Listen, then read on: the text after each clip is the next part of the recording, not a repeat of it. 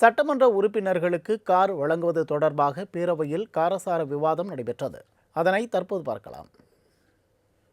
இங்கு மாண்புமிகு முதலமைச்சர் அவர்கள் ஆட்சியாளராக இருந்து உங்கள் அத்தனை சட்டமன்ற உறுப்பினர்களுக்கும் எங்களுக்கு கேட்காமலேயே கார் கொடுப்பேன் என்று சொன்னார்.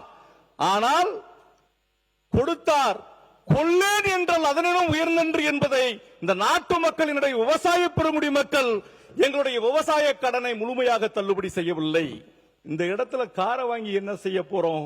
நாட்டு மக்களினுடைய வாழ்வாதாரத்தை மாண்புமிகு முதலமைச்சர் அவர்கள் உயர்த்த வேண்டும் என்பதற்காக மாண்புமிகு சட்டத்துறை அமைச்சர் நாங்கள் எல்லாம் எல்லா தொகுதிக்கும் போறோம். எல்லாரும் தொகுதிக்கு போறோம், எல்லாரும் பாக்குறோம்.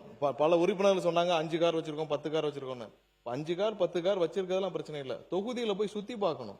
ஏன்னா ஒவ்வொரு உறுப்பினர்களும் இன்னைக்கு இருக்கிற எம்எல்ஏக்கெல்லாம் நாங்கள் போறப்போ, கடந்த வாரம் நான் ஒரு கிராமத்துக்கு போனேன்.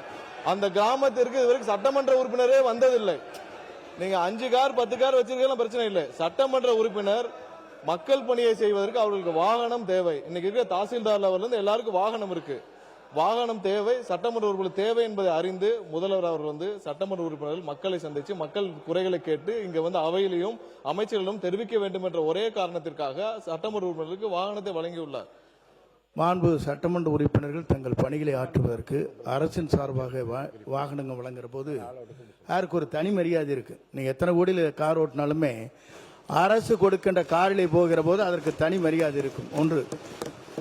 ஆனால் எங்களை பற்றி நீங்கள் சொல்லுகிற போது கார் ரேஸுக்கு 24 கோடி செலவு பண்ணீங்களா? அதெல்லாம் யாரப்பா காசு?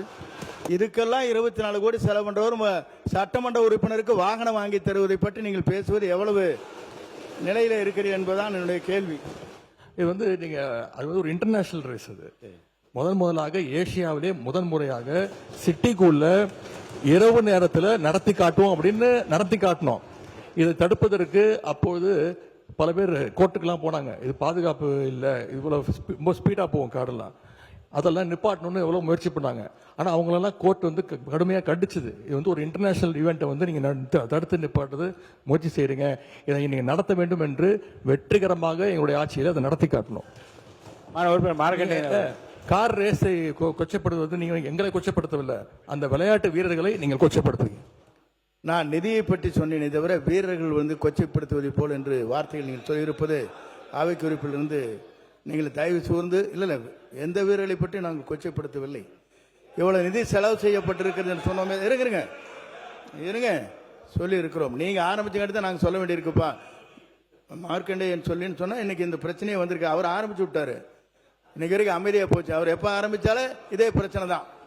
கார் கொடுத்தது அரசுக்கு இப்ப மாதிரி நிதி பற்றாக்குறை இருக்கு, கார் கொடுத்துருக்கீங்க அப்படின்னு தவிர்க்கலாம் நீங்க சொன்னீங்க.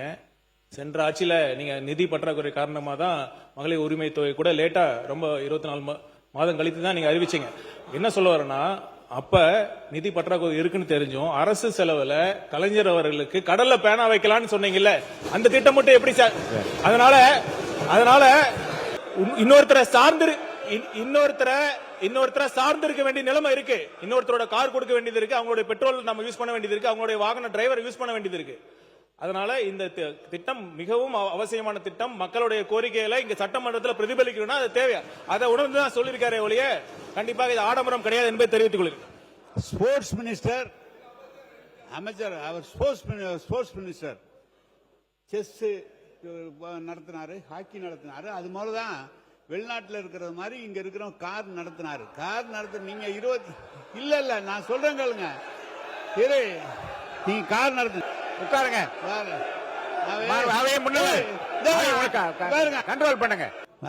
பேரவைத் தலைவர் அவர்களே, அவர் ஸ்போர்ட்ஸ் மினிஸ்டர், அவர் நடத்துறாரு சொன்னாங்க. நீங்க கூட தான் ஸ்போர்ட்ஸ் மினிஸ்டர் இருந்தீங்க. 10 கோடி ரூபாய்க்கு வாங்கி ஒண்ணுமே செய்யாம நிறுத்திட்டீங்க. நீங்க மெடலை யாருக்கும் கொடுக்கல, நீங்க செய்யவே இல்லை. நீங்க அதுக்காக உங்களை மாதிரியா நாங்க இருக்கணுமா?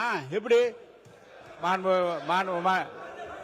பாருங்க, இந்த ஒன்று சொல்லிடுறேன்.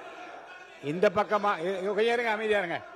நீங்க அமைச்சர், நீங்க கூட பேசக்கூடாது. அமைச்சர், இந்த பக்கமா இருந்தாலும் சரி, அந்த பக்கமா எந்த பக்கத்தில் இருந்து தேவையற்ற குரல் வந்தால் நடவடிக்கைக்கு உள்ளாவில் என்று நான் மீண்டும் மீண்டும் எச்சரிக்க விரும்புகிறேன்.